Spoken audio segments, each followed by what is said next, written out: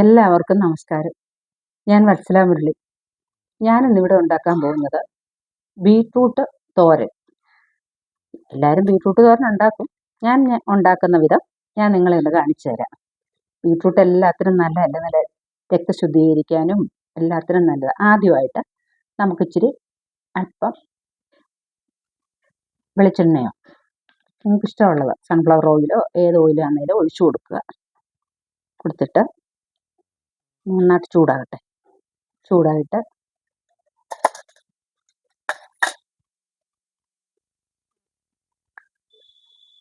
Beetroot ഒരുപാട് ഗുണങ്ങളുള്ള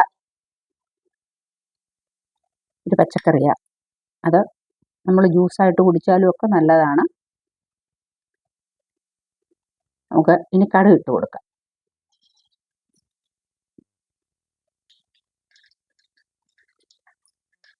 കടുക് നന്നായി പൊട്ടട്ടെ.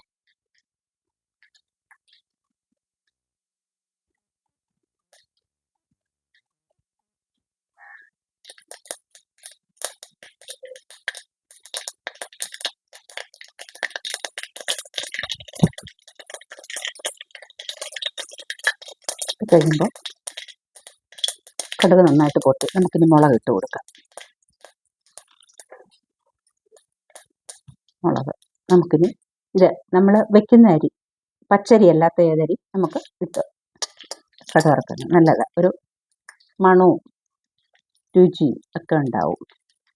നമുക്ക് നന്നായിട്ട് മൂക്കട്ടെ.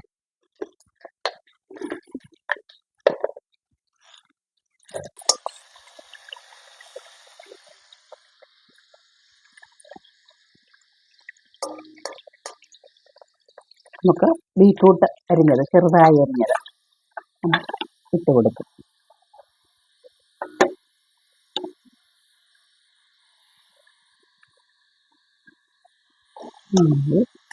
ഒന്ന് ഇളക്കി കൊടുക്കാം.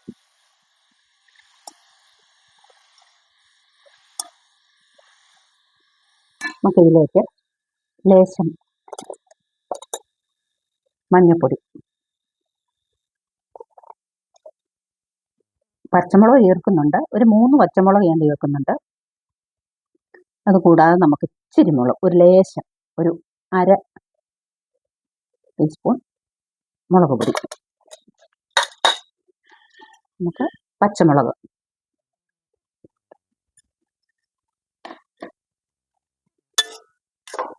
എല്ലാം കൂടെ നമുക്ക് ഒന്ന് ഇളക്കാം. നമുക്ക് ഈ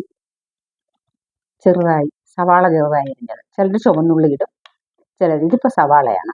സവാള ചെറുതായി അരിഞ്ഞത് ഇതും കൂടെ ചേർത്ത് നമുക്ക് നന്നായി ഇളക്കിയിട്ട് നമുക്കൊന്ന് അടച്ചു വെച്ച് വേവിക്കാം. വെള്ളമൊന്നും ഒഴിക്കണ്ട. ഇത് ലേശം ഉപ്പിട്ട് കൊടുക്കണം. ഉപ്പ് ഞാൻ മറന്നു. ബീട്രൂട്ടിന് ഓൾറെഡി ചെറിയ ഉപ്പ് രസം ഉള്ളതാണ്, അതനുസരിച്ച് ഉപ്പ് ചേർക്കുക.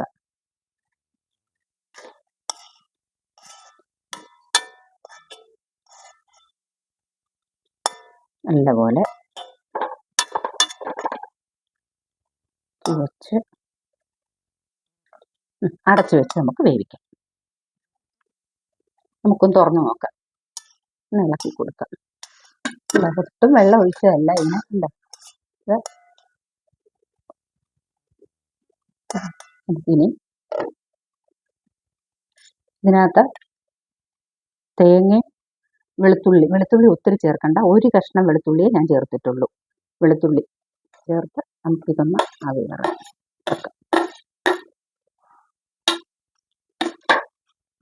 ഇങ്ങനെ കിടക്കട്ടെ, ഒന്നിതായിക്കോട്ടെ. നമുക്ക് തുറന്നു നോക്കാം. ഇളക്കി കൊടുക്കാം. വെള്ളമെല്ലാം വലിഞ്ഞിട്ടുണ്ട്.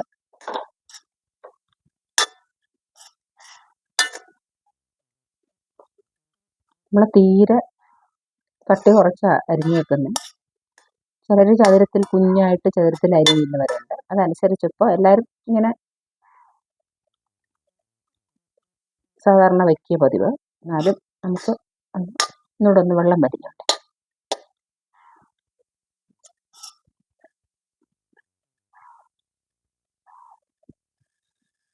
നമുക്കൊന്ന് ഇളക്കി കൊടുക്കാം. ആയിട്ടുണ്ട്. തോരൻ നമുക്കൊന്ന് ഉപ്പ് നോക്കണം. ഉപ്പ് ഞാൻ നോക്കിയില്ലായിരുന്നു, ഇട്ടിട്ട് നോക്കട്ടെ.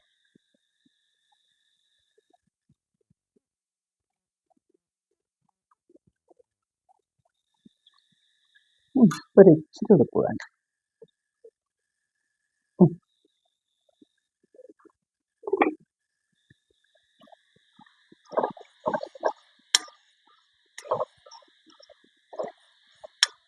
പിന്നെ ചിലർ നന്നായിട്ട് തോർത്തിയെടുക്കുന്നവരുണ്ട്.